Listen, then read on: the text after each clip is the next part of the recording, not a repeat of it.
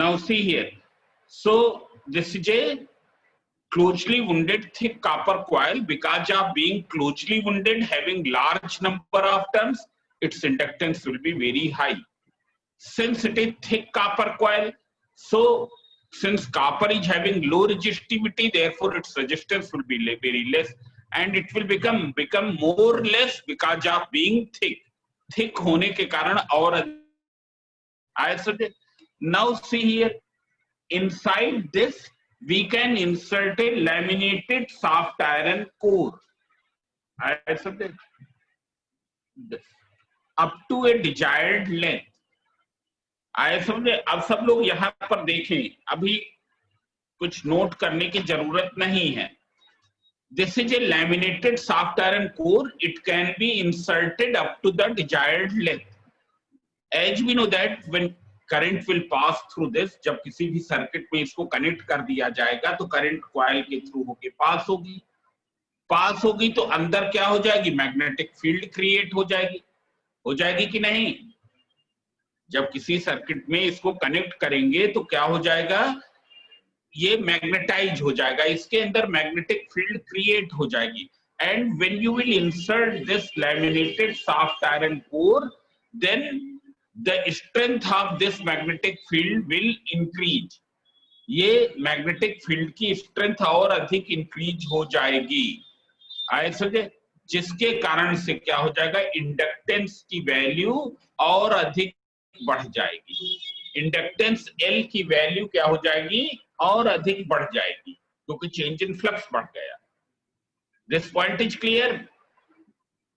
And when the value of L will be increased, so see here, it is an LR circuit. What is the formula of impedance of LR circuit? Impedance of LR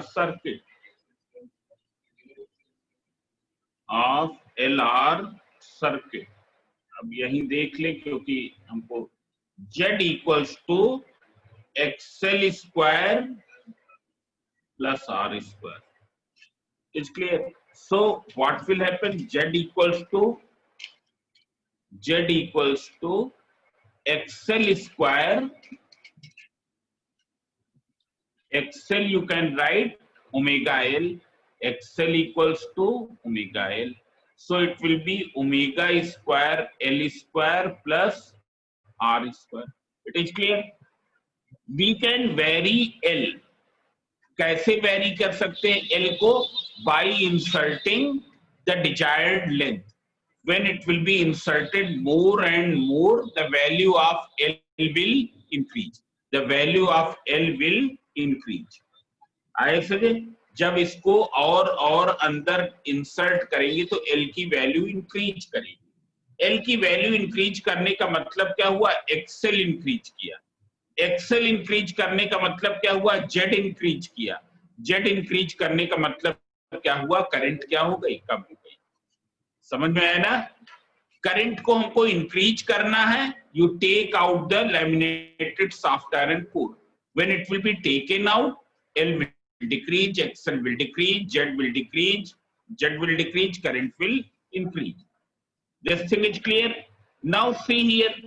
Here its resistance very small. And why resistance is very small? Because the resistance is offered by what? Resistance is offered by किसके कारण? इस coil के कारण. आए समझे? Resistance क्या है? Coil के कारण है. So resistance is very small. Why it is very small? Because it is a thick copper coil. Therefore, what will happen to the power loss?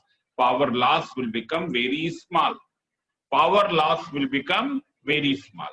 हरदम ये ध्यान में रखें, एक चीज जो ये है, जो पावर का लॉस होगा वो only because of the resistance होता है. पावर का loss only because of resistance होता है. पर करंट क्या है?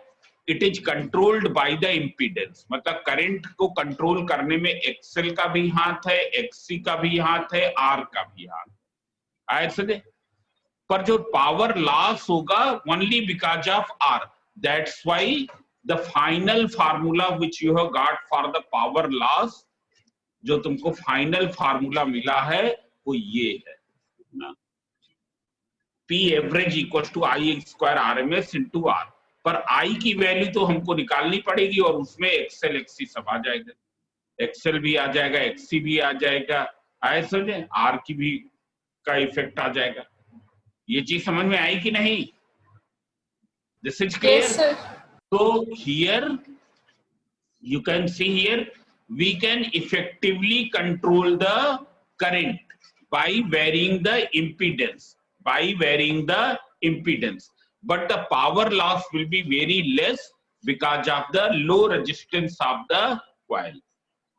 It is clear?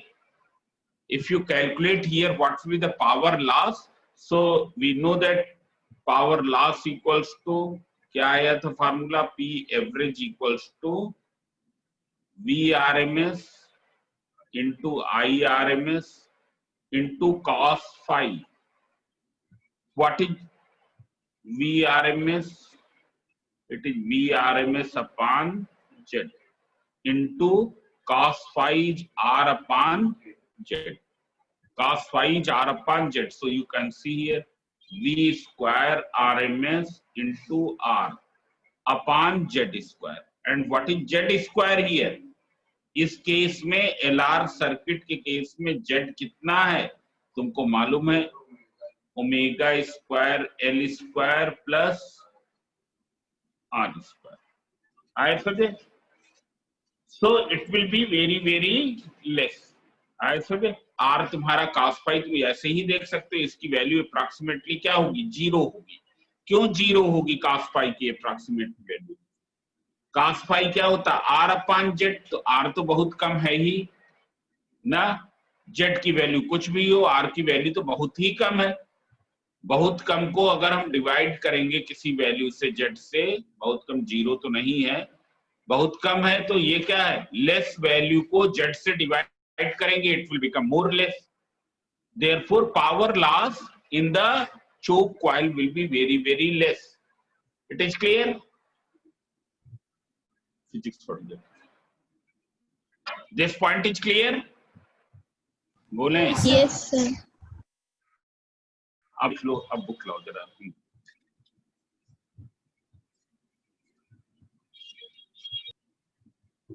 Question number 1.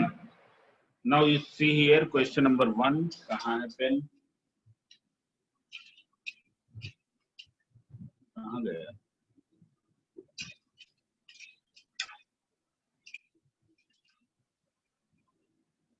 वो ब्लैक प्लग कहाँ गया?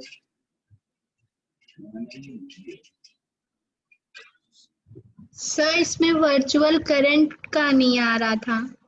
वर्चुअल करंट मतलब क्या निकालना है, IRMS निकालना, तो हमने बताया था।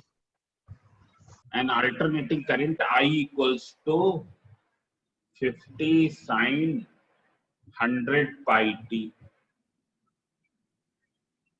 Find the frequency of current, mean current during a positive half cycle, virtual current and current at t equals to this. So very simple.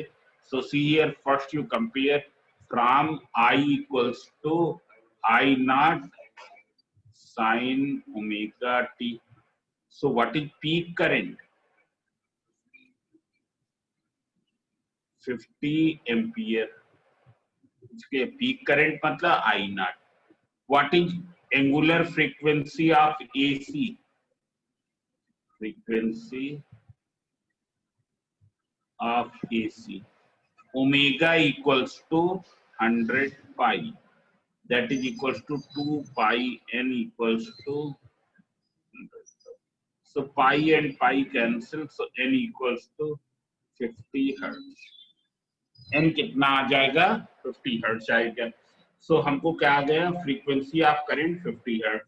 Then mean current. So what is the formula of mean current? क्या होता है I mean? 0.632. तुम कहाँ बताया करते हो? तुम तो 0.632 होगा शायद। Sir 0.637. It is clear. 0.637 into I naught. So that you can find. Then virtual current. Virtual current is current IRMS equals to what? I naught into root 2. I naught upon root 2. That is 0.707 I naught. So that way you can find. तो ये कर लेंगे, ये तो बड़ा आसान था ना. यस सर कर लेंगे. Now you see the next question. अब हम एक क्वेश्चन थोड़े जो डिफिकल्ट हैं वो बताने जा रहे हैं ना. डिफिकल्ट तो कोई भी क्वेश्चन नहीं है, सब आसान है.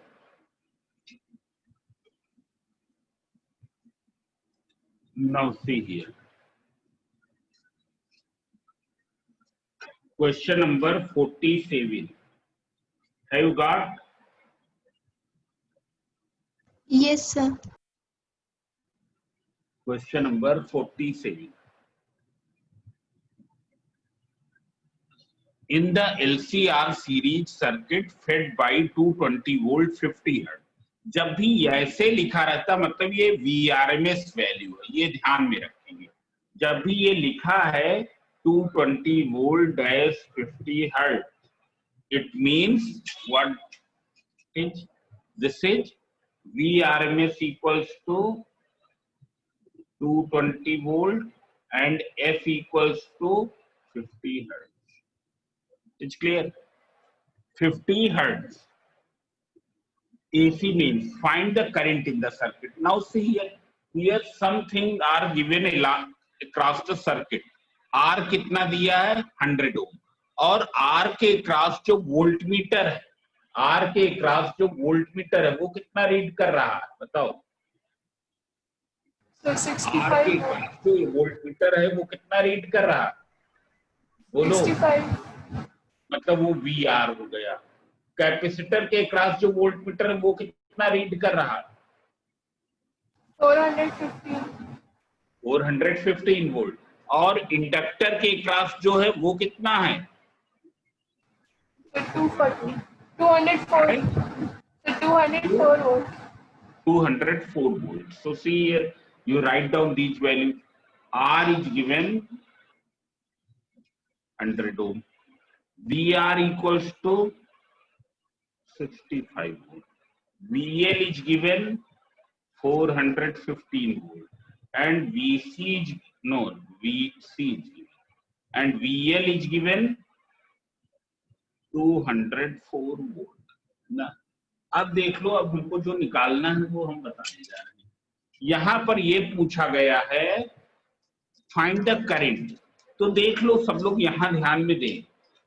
जो करंट की वैल्यू क्या होगी रजिस्टर में होगी वही क्या होगी कैपेसिटर, वही क्या होगी इंडक्टर. जो वैल्यू करंट की क्या होगी रजिस्टर के क्रॉस होगी वही कैपेसिटर वही इंडक्टर. क्यों? क्योंकि तीनों कैसे कनेक्टेड हैं सीरीज में. तीनों कैसे कनेक्टेड हैं सीरीज में. It's clear. So you find out current through resistor. तुम फाइंड आउट कर लोगे current through resistor that is equals to V upon R. V तुमको मालूम है इतना है, R कितना है इतना 65 upon 100 that is 0.65 ampere. Therefore current in the circuit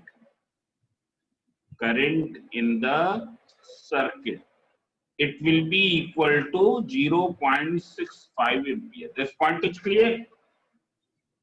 Then you have to find the value of the inductor L. अब देख लो इंडक्टर के लिए तुमको केवल ये मत पता और हमको निकालना क्या है L निकालना. समझ में आया कि नहीं? हमको पता केवल क्या है इतना ही पता है और कुछ इंडक्टर के लिए नहीं पता. VL क्या होता है I इंटू XL, यही होता है ना. अब I तो हमको पता है हो गया, VL पता है तो XL आ जाएगा इंडक्टिव रिएक्टेंस.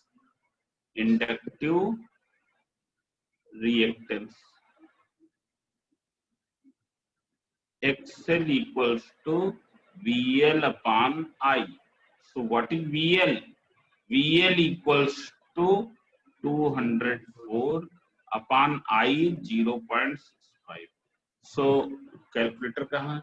ये 204 upon 0.625. So you can see here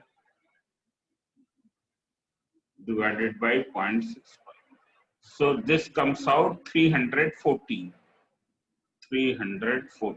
ओम. कुछ डेसिमल में आया, हमने इतना ले लिया ना. नाउ अभी तो हमारा पर्पस सॉल्व नहीं हुआ, एक्सेल ही पता हुआ है ना. एक्सेल पता हो गया तो एक्सेल क्या होता है? Omega L. X L equals to omega L, that is equals to 2 pi fl. Now f is given. F is given how much? 50 hertz. So you substitute. XL is 314. 2 into 3.14 into 50 into L. So it will be equal to 314 L. It's clear? So what is L? L equals to 1 Henry. SI unit क्या होता है? Henry. This point is clear. Then you have to find value of capacitor C. So in the same way you can find here VC is given how much? 415 volt. So what is XC? VC upon I. That is 415 upon 0.65. So you calculate it. 415 divided by 0.65. So it is 638.5. 638.5 ohm. Now XC equals to what? 1 upon omega C. That is 1 upon 2 pi FC. So what is C? 1 upon 2 pi F into XC. अब हमको सब कुछ मालूम हो गया तो हम रख देंगे, आ जाएगा ना. 2 Yes, sir. pi is 3.14, F is 50 into XC is this much. Calculator use करके कर डालेंगे, इतने फैरेड में आ जाएगा. उसको तुम माइक्रो फैरेड में चेंज कर दोगे ना. देन फोर्थ पार्ट अभी हम नहीं बताएंगे क्योंकि रिजोनेंस नहीं बताया. It is clear.